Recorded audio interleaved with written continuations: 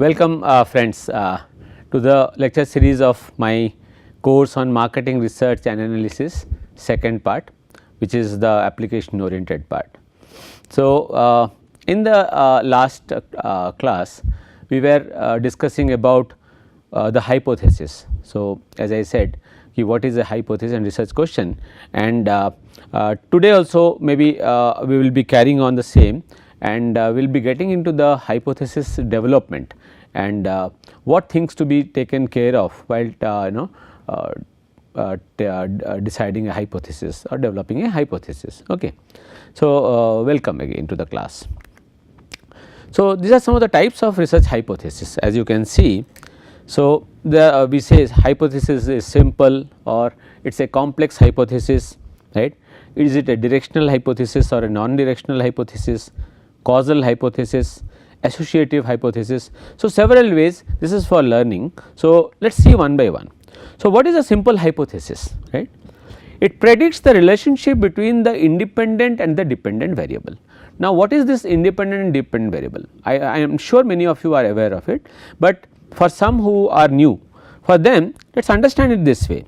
A independent variable is the one which is the cause. For example, y is equal to, let us say, a plus b of x plus error. Okay. So, now this y is my dependent variable, is the effect, right, dependent or effect, right, dependent or effect, and x is my independent or cause. Okay. So, that means I am saying that x causes y. Okay. So, this relationship, now what is the relationship? Is it like when this grows this also grows, or when this grows this falls? So, what is the relationship? So, we are trying, is it a linear relationship or is it a non-linear relationship? Is there only one independent variable or there are multiple independent variables? So, it predicts simply the relationship between the independent and the dependent variables. Okay, variable. Example, 2 hourly positions changing of a fully bedridden patient, this is taken from a hospital case, prevents bed sore. For example, it says ki every 2 hours if the position of the patient is changed, right, then it will help in preventing bed sore. This is a hypothesis. That means it is said that 2 hours is the time period, ki at least if you change the patient's position, sleeping position every 2 hours, then the chances of developing bed sores will be minimized. Okay. The statement shows that there exists a relationship between 2 hourly positioning and bed sore prevention, right. So, is it true or not is to be tested. This is a simple hypothesis, right. You can develop many such simple hypotheses. For example, you can also say, for example, a increase in advertisement will lead to an increase in sales. I feel that an increase in advertisement will lead to an increase in sales. So, it is an hypothesis, simple hypothesis. Okay. Is it complex? Then if there is simple, it has to be complex. What is a complex hypothesis? Take one example, let us see. It predicts that there exists relationship between 2 or more independent and dependent variable. There are not one dependent and one independent now, there are more number of independent variables or dependent variables, right. Let us take an example. Same example continues. For a fully bedridden patient, 2 hourly position changing, 2 hourly back care and a high protein diet will build up the body resistance, will promote blood circulation and will thus prevent bed sore, right. So, in this case you see the number of variables dependent or independent, they have now they have changed. It is not 1 and 1 2, but it is more than 2 now, right. So, there are in this case you see there are 3 independent, you just please try to see from yourself by reading this example how many independent and dependent variables are there. So, as it says there are 3 independent variables. What are they? 2 hourly position changing, 1, right. Second, 2 hourly back care. Now, back care could be like massaging or trying to give some treatment or something, right. Third, high protein diet. And what is the dependent variables?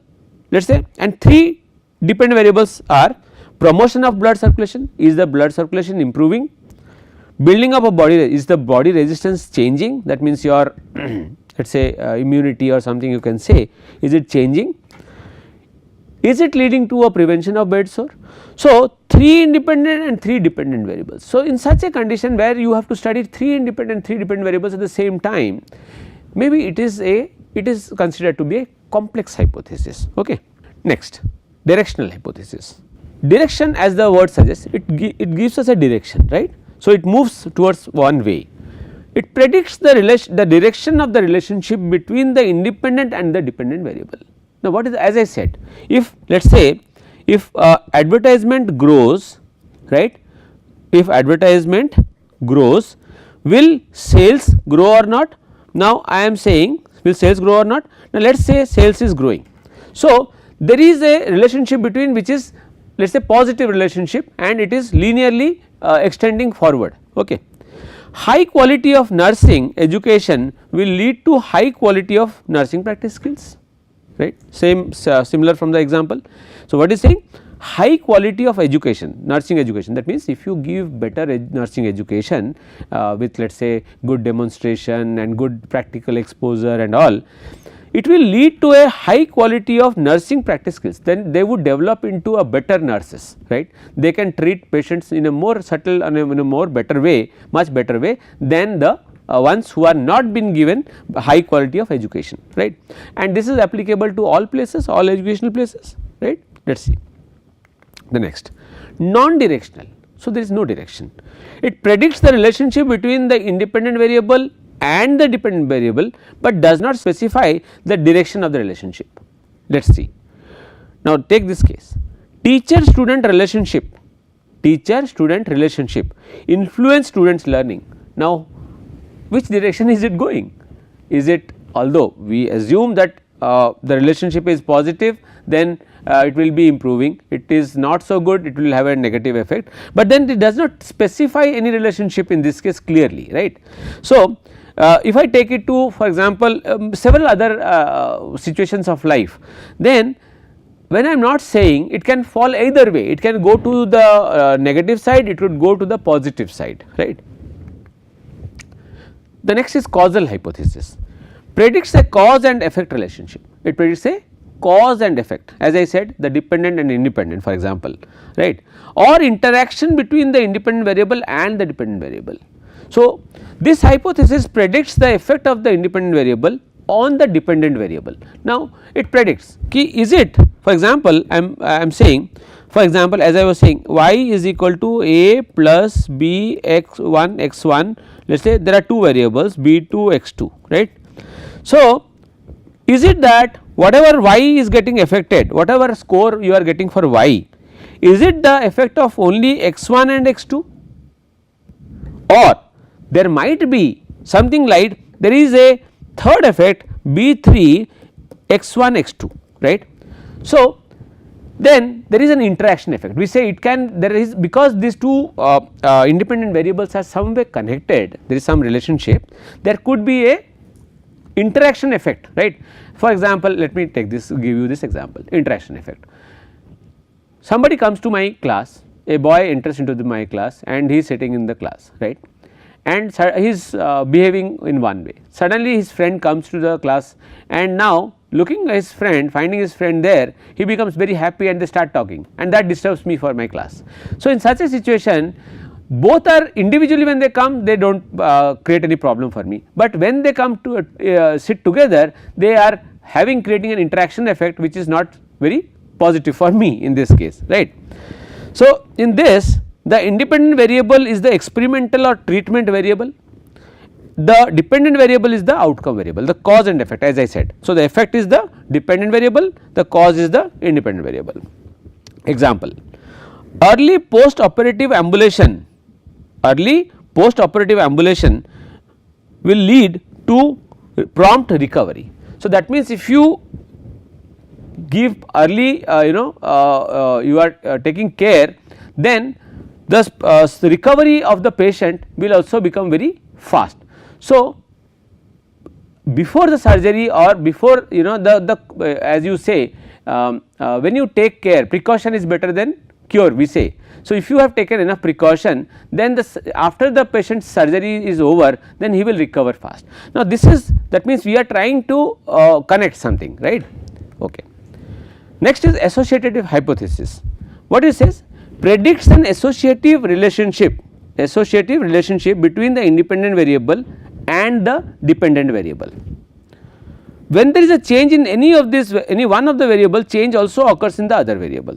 The associative relationship between the dependent and the independent and the dependent may have either positive or negative association. It is something like, when as I said, so if fuel price is increasing, sales of cars is decreasing, so negative association. If the teacher gives more examples, more students come to attend his class, right, positive association, right.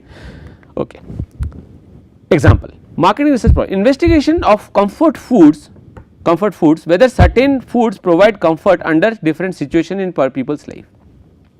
This is a marketing research case which says certain foods provide comfort to people in different situations in their lives, right.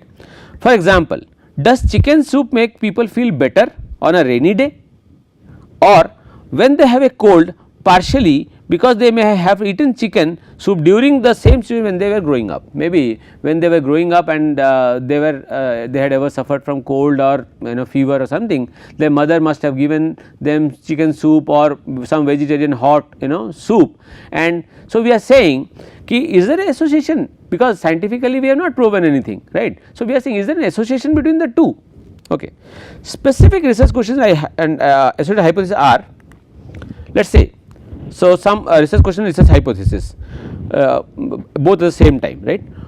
Let us see this question, first one. What foods are considered to be comfort foods? Taking the cue from the last case.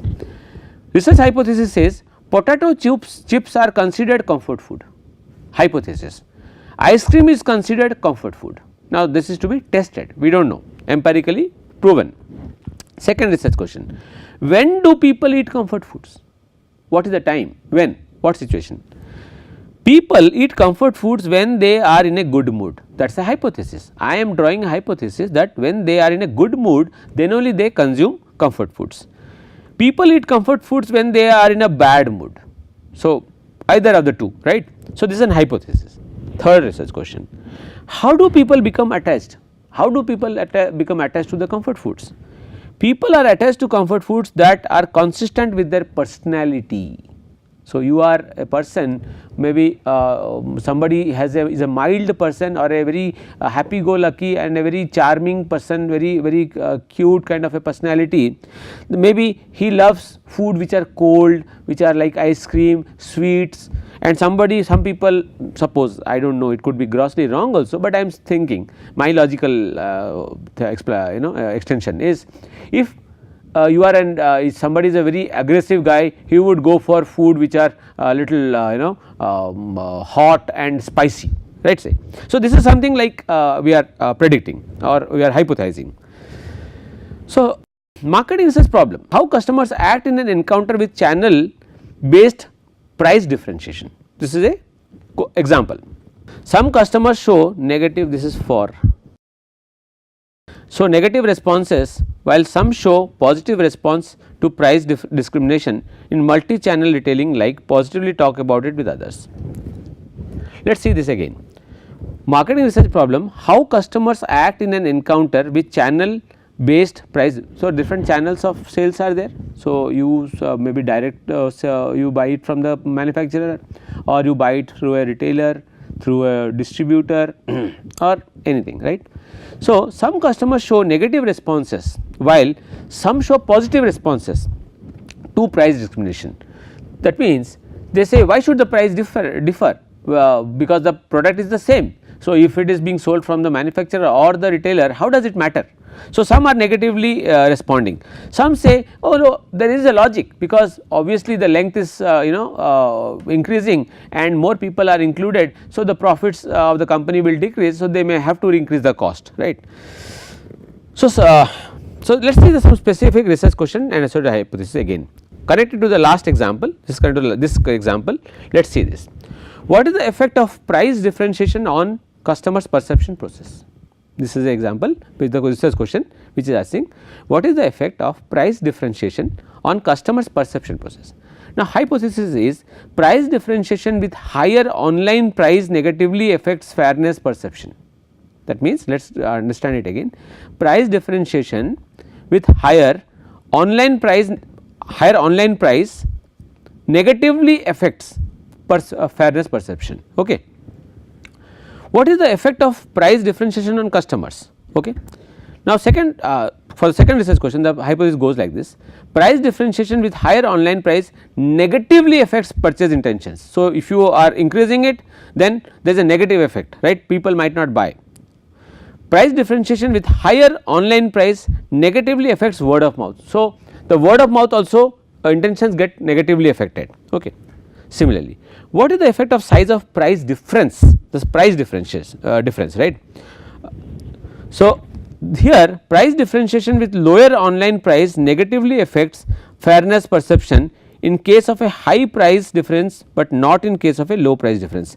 I think if you go through it, maybe it is slightly sounding longer, but let us see this. What is the effect of size, the size of price difference? Suppose there is a significantly large difference in the price from when you go across the channels. For example, it says price differentiation with lower online price, that means when you are buying online, you buy at a lower price, negatively affects the fairness perception. People feel that, because actually this is one of the research we are doing currently, so that is why it has been made. We are trying to find out ki when the same product is being purchased online and the same product is being purchased offline, and we say, let us say the online price is lesser than the offline price, do people feel that it is unfair to do that, or they feel there is nothing unfair in it. So, this is what we are trying to find out. Okay. So, this research hypothesis, we are currently doing this work in a this is a case of on I cannot share but much, but it is on on pricing effects on different channels, right, according to the channels. So, does the price affect the consumer psyche? Okay. So, till now we have understood basically clearly about what is hypothesis and research question and the different types of hypothesis, characteristics of good hypothesis and all these things. Now, I am taking you to the next part, which is hypothesis development. Now, you are getting into development of the hypothesis. Okay. The first is the world is flat, right, the world is spherical. So, what is this? True statements. If you remember long time back, they used to say the world is flat, right. So, if even Columbus, when he started, he thought he was discouraged in moving, because they thought if he goes to the end of the world, then the world will get over and he will fall off, right. But then we found no, it is not that, the world is rather spherical, right, or round, right. So, this is the first thing, was also a hypothesis, right, and the second one today is what we try to prove. Okay. So, what is the statistical hypothesis, or this is only a hypothesis which has a statistical connection to it. So, to reach statistical decisions, I am sure all of you who are listening to me at the moment, you are interested, you are taking this course because you are either doing some research work, or you are interested to publish something, or you are going to teach somebody. So, you want to clarify. So, question is, when you are using statistics, you are mostly doing a statistical test and trying to justify whether your claim is correct or not. So, to reach a statistical decision, it is useful to make assumptions or guesses about the populations involved, right. Such assumptions which may or may not be true are called statistical hypothesis, and in general are statements about the probability distributions of the population. So, what kind of a distribution is it? Is it a normal, is it a binomial, is it a Poisson distribution, what kind of a distribution is it following, right. So, the hypothesis is made of about the value of some parameter. Now, what is this parameter? So, for some people get confused, but the only facts available to estimate the true parameter, that means what is this parameter? It is a measure of the target population. Please go through this. It is a measure of the target population. Now, what is the measure of the target? It could be the mu, it could be the standard deviation, right. So, it could be some statistical figure that is connected or linked to the population, right. So, what it is saying, the hypothesis is made about the value of some parameter, but the only facts available to estimate the true parameter are those provided by a sample. Since you cannot do a census based survey, you are depending on a sample. So, this sample will try to help you in giving a prediction or interpreting the population, right. So, this is the whole idea about research. Research is very simple, just to understand that from the sample we go and interpret the population. If the sample statistic differs from the hypothesis made about the population parameter, a decision must be made as to whether or not this difference is significant. As I said, suppose the difference is very small, or from the from a look, if you see it, the difference is very small, but can you say it is significant or not? If you say, oh no, it is very small difference, but then it might not be true, it could be a significant difference, but your eyes are getting perplexed or even confused, you are, by looking at it you are getting confused. So, may not be true. So, mathematically or statistically you have to prove ki whatever data is being given to you, is this data statistically different, whether the means of the two samples or the means of the whatever samples you have in hand, are they statistically different. That means, is mu 1 is different from mu 2 or equal to, is not equal to mu 2, right, is not equal to mu 3. So, it goes on, right. So, the point is what kind of a how is it different. So, if it is, then we will go to the second part, which is higher mean or lower mean or something, but is it different or not. Okay. If it is, the hypothesis is rejected, right, if not it must be accepted. So, test of hypothesis, we will slowly get into it. So, let us see the development. So, when it says if it is significant, the hypothesis is rejected, what is the hypothesis then? So, how do you test a hypothesis? First step, formulate the H0 and H1. Now, before I say, before actually I can what I can do is I can come back to this slide little later on, right. So, formulate the hypothesis, let us see this, we will take that slide later on, because that is the overall step. So, how to formulate the hypothesis? State the null and the alternate hypothesis, right. So, the formulate hypothesis H0 and H1, H0 is your null and H1 is your alternate hypothesis. So, what is this null hypothesis? It is a statement of the status quo. Status quo means that is something that is happening or as it is going on as it is, right. So, one of no difference or no effect, there is no difference or no effect, or an equal to case, right, a case of equal to, A is equal to B, class the mean of class 1 B section B is equal to the mean of class 1 section C, right.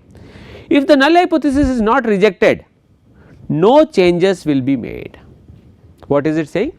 So, if the null hypothesis is not rejected, no changes will be made. So, you are going to continue as it is. So, you are saying ki yes, the mean of class 1B is equal to the mean of class 1C, right.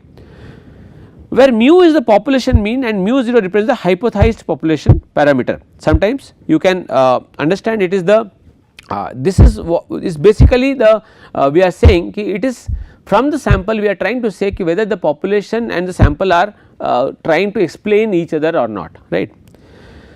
Now, next one let us say is alternative. What is the alternative hypothesis?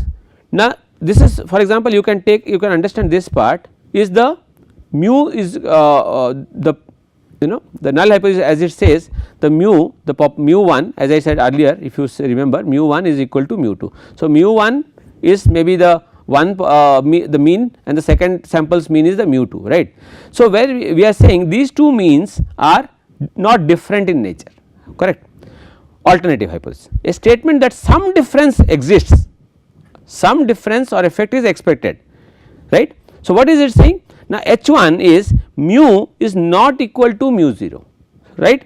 So, these are let us say mu 1 and mu 2 in my case. So, you can take it this way. So, I am saying that means what, mu 1 is not equal to mu 2, or in simple terms mu 1 is, or mu is greater than less than mu 0, or mu is greater than mu 0. So, two conditions can occur when you are trying to test a hypothesis, you are developing the null hypothesis. The null hypothesis says there is no difference, okay, and the alternate says ki there is a difference. So, the difference could be out of the 3, it is equal to case is gone in the null, right. So, what is left? It is either greater than, see there are 3 cases, is equal to, greater than or less than. So, in the null this case has already been over in this for this situation, right. Now remains these two. So, it could be either a case of greater than or less than. So, either way it is both of them fall into the alternate side, right. So, that is why we are saying it is not equal to case, right. The null hypothesis is always the hypothesis that is tested. You are testing that hypothesis.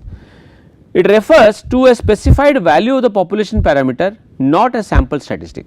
Now, therefore, it cannot it can be rejected, but never accepted. Yes, this is very important to understand.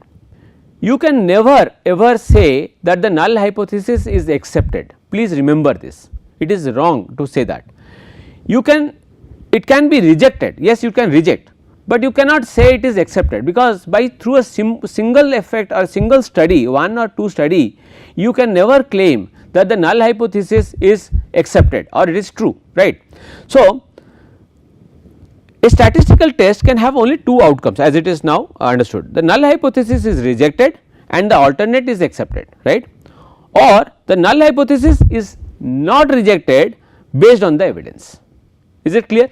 I hope it is getting clear to you that null hypothesis is either to be rejected, that means you cannot accept it, because one test, two tests does not, because it is a population's the population parameter has to be taken. So, you are not doing a study on the census or the entire population. So, what you are doing is you are doing only on the sample and trying to reflect from the sample about the population.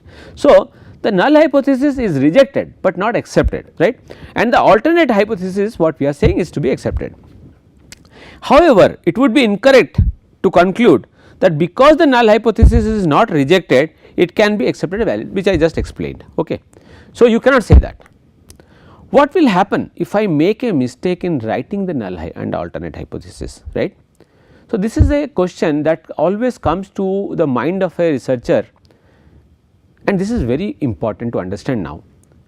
Why is it important? So, what happens if I wrongly write the null as the alternate and the alternate as the null? What will happen? What will go wrong after all? Is the sky going to fall? No. The question is, it is wrong. Why it is wrong? How do you understand it is wrong? The question is, if you go to the last slide again, let me show you. What did I write here? The null hypothesis is always the hypothesis that is tested. You do not test the alternate hypothesis, you are testing the null hypothesis. So, if you are testing the null hypothesis and you have written the alternate hypothesis as the null hypothesis, so that means you have now tested the alternate hypothesis, and whatever has come you are predicting it for as the null. So, that means your entire thing has gone upside down, it is entirely wrong, because what you are testing now should not have been tested, you should have tested the other one.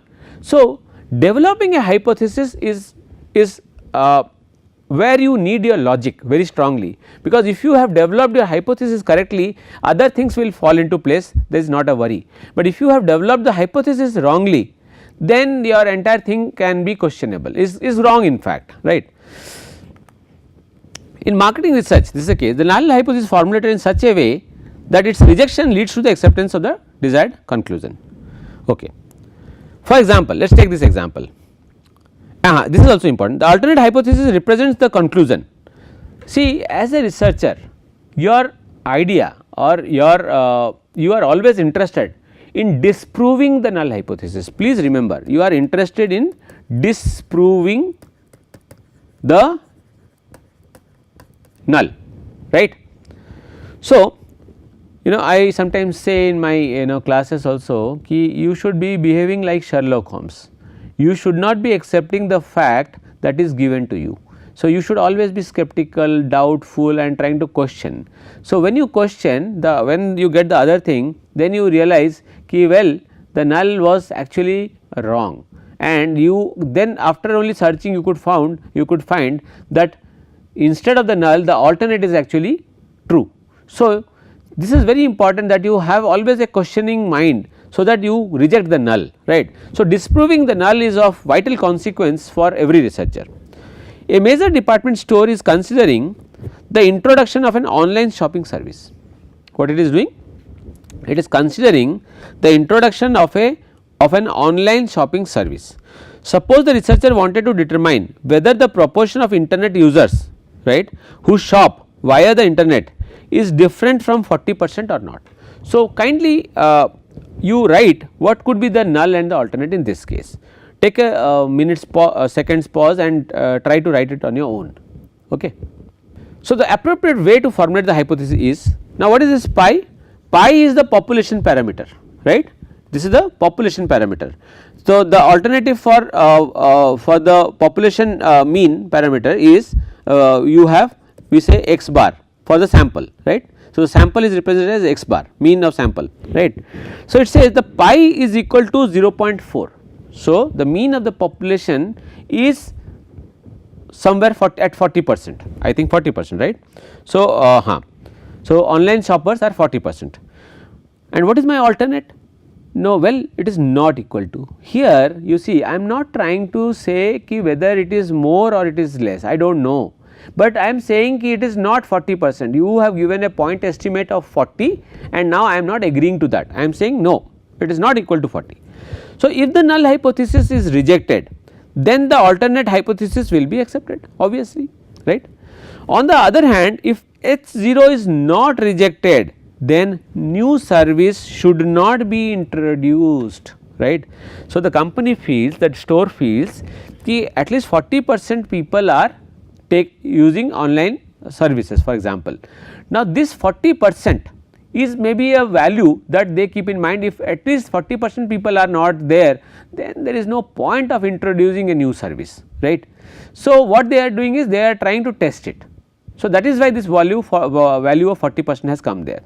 Now, if your hypothesis, null hypothesis, this one is not rejected, then the question is, why should you introduce the new service? It is unnecessarily a cost to the company, right. So, then the new service should not be introduced unless additional evidence is obtained. Okay. Direction of the hypothesis test. What is the direction of the test? So, once you have introduced the null and alternate, then you should know which direction is it moving, right. So, the location of the rejection region, let us say, so this is my mu, as you all know that in the normal distribution the mean, median and mode both all lie in the middle, right. So, what I am saying is, let us say this point, okay, and this point, this is beyond this and beyond this, it is to be rejected. So, this is my rejection, this is my rejection, right. So, what is the acceptance? Now, acceptance is this point. Okay. So, the location of the rejection region, this part, right, and this part under the sampling distribution curve determines the direction of the hypothesis test. That means what? Either I can go to the left side, the lower tailed, or upper, the right side, right, of the test. Now, for example, I do not require in some cases to I am not interested in the left side, I am only interested to know ki whether gold prices are increasing, I am not interested in the whether they are falling or not, right, or art and paintings their prices are increasing. So, I am interested only in the this side, right. Sometimes I am thinking our commodity prices are decreasing, so I am not interested in this part, maybe I am interested in only this part, right, the left side. So, in such situations I am sure of the direction of the test, but there can be conditions where I am not sure of the direction of the test, and that is why I say maybe it goes both sides, this side and this side, right, it could be either side.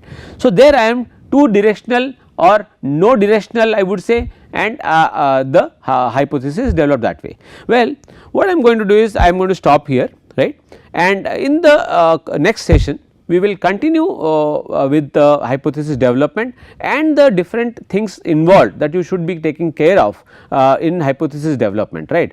So, we will look into those things. I hope today's session is clear and understand the alternate hypothesis also clearly, and you do not make it shuffle it altogether differently, so that it can become a very big mistake, right. So, thank you for so much for the day, and I hope you have a nice day, all the luck. Thank you so much.